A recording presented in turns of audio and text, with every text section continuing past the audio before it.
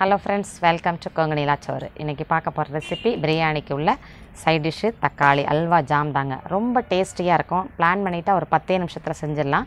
சப்பாத்தி பிரெட்க்கு ஈஸியா குழந்தைகளுக்கு செஞ்சு கொடுத்துறலாம். ஒரு 1 வீக்ல இருந்து 10 டேஸ் வரைக்கும் ஸ்டோர் பண்ணலாம். இந்த தக்காளி ஜாம் எப்படி செய்யறதுன்னு வாங்க பார்க்கலாம். தக்காளி ஜாம் செய்யறதுக்கு ஒரு 1/2 கிலோ தக்காளி, ஆப்பிள் தக்காளி தாங்க. நாட்டு தக்காளி புளிப்பா இருக்கும்ங்கறதனால ஆப்பிள் தக்காளி நல்ல டேஸ்டா இருக்கும், கலர் இருக்கும். இதை அப்படியே பொடி பொடியாக நீல வாக்கில் கட் பண்ணி வச்சுக்கிறோம். அந்த பீஸ் அப்போ தாங்க அதில் ஜாமில் தெரியும். இதை அப்படியே பேனில் ட்ரான்ஸ்ஃபர் பண்ணிக்கிறோம். நல்லா பொடி பொடியாக கட் பண்ணி வச்சுருக்கனால சீக்கிரம் உங்களுக்கு வெந்துடும். இதை அப்படியே ஒரு 10 நிமிஷம் வேக வைக்க வேண்டியதாங்க. கொதி வந்தோன்னே சிம்மில் வச்சுக்கோங்க. இப்போ இடையில பீஸெல்லாம் தெரியறதெல்லாம் அப்படியே நசுக்கி நசுக்கி விட்டு சீக்கிரம் வேகிற அளவுக்கு பண்ணிக்கணுங்க. நம்ம தக்காளி பழம் மட்டும் கொஞ்சம் நல்லா சகப்பாக எடுத்துட்டோம் அப்படின்னாக்கா கலர் அப்படியே பர்ஃபெக்டாக இருக்கும். நமக்கு நல்லா நசுக்கி விட்டுட்டே இருக்கிறோம். கொதி வந்துருச்சுங்க. சிம்மிலையே வச்சுட்டு ஒரு 10 நிமிஷம் இதை செய்கிற மாதிரி இருக்கும். கீழே உள்ளது மேலே, மேலே உள்ளது கீழே அப்படியே பிரட்டி விட்டு நல்லா வேக வச்சுக்கிறோம் குழைவா. இது வேகிற டைம் ஒரு 10 நிமிஷம்னாவது ஆகுங்க. பீஸே தெரியாத அளவுக்கு கூழாட்டம் பண்ணிடணும், அந்தளவுக்கு வேக வைக்கணும். நல்லா நசுக்கி விட்டு குழைவா ஒரு ஸ்டேஜுக்கு நல்லா வந்திருக்கு பாருங்கள்.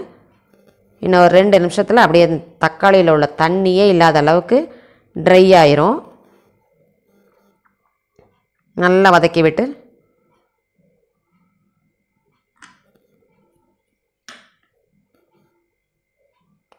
நல்லா ட்ரை ஆயிடுச்சு பாருங்கள். இந்த ஸ்டேஜில் ஒரு 1/4 கிலோ அளவு நம்ம சர்க்கரையை,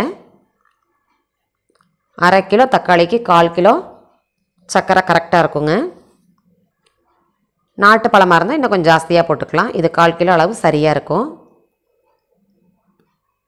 இது கரைஞ்சி இது நல்லா பாகாட்டம் வர்ற வரைக்கும் நம்ம அப்படியே கிண்டி விட்டுட்டே இருக்கணும். கொதி வர வரைக்கும் ஃபுல்லில் வச்சுக்கோங்க. அதுக்கப்புறம் சிம்மில் வச்சுட்டு ஒரு 10 நிமிஷம்னாவது ஆகுங்க அது கரெக்டான பக்குவத்துக்கு வர்றதுக்கு. சர்க்கரை நல்லா கரைஞ்சி வந்துருச்சு. கிளாஸ் ஆட்டம் வந்திருக்கு பாருங்கள். கொதி வந்துருச்சு. இன்னும் ஒரு 5 நிமிஷத்தில் நமக்கு ரெடி ஆயிருங்க. சர்க்கரை நல்லா கொதித்து வெந்துட்டே வருது. இப்போவே பாருங்கள் நல்லா கிளாஸாக நல்லா ரெட் கலரில் தெரியுது. அப்படியே கிள்ளி போட்ட மாதிரி ஒரு பிஞ்சு உப்பு போட்டுக்கோங்க. ஒரு 50 கிராம் பேரிச்சம்பழத்தில் அப்படியே நல்லா நீளமாகவே கட் பண்ணி அதையும் சேர்த்துக்கிறோம். இந்த தக்காளி பீஸும் அந்த பேரிச்சம்பழத்தோட பீஸும் நமக்கு வச்சு இலையில சாப்பிட்றப்போ அதோட டேஸ்ட்டே தனியாக இருக்குங்க, வாயில் கடிபடுறப்போ.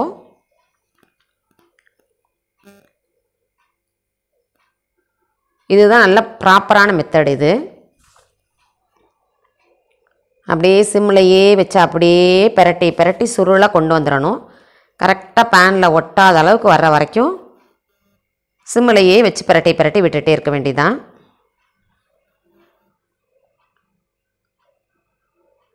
இன்னும் ஒரு 2 நிமிஷத்தில் நமக்கு ரெடி ஆயிருங்க. அப்படியே இந்த பக்கத்தில் ஒரு ஸ்பூன் நெய் ஊற்றிட்டா போதும். முந்திரி தேவையான அளவு போட்டு அப்படியே அதில் கொட்டிட வேண்டியதுதான். நம்மளோட ஜாம் ரெடி ஆகிட்டு, ரொம்ப சுருளை சுருளை வதக்குனா மிட்டாய் மாதிரி அப்படியே வந்துடும். இப்படி எடுத்து இப்படி வைக்கிறப்போ அப்படி கரெக்டாக போய் விழுகுது பாருங்கள். அந்த ஸ்டேஜ் கரெக்டாக இருக்கும். இலையில வைக்கிறப்ப கரெக்டாக இருக்குங்க. இதுதான் அளவாக இருக்கும். என்னோடய வீடியோ பிடிச்சிருந்தா லைக் பண்ணுங்கள், உங்கள் ஃப்ரெண்ட்ஸுக்கு ஷேர் பண்ணி விடுங்க. கமெண்டில் எப்படி இருந்துச்சுன்னு சொல்லுங்கள். சப்போர்ட் பண்ணுங்கள், சப்ஸ்கிரைப் பண்ணுங்கள். நெக்ஸ்ட்டு ஒரு வீடியோவில் பார்க்கலாங்க.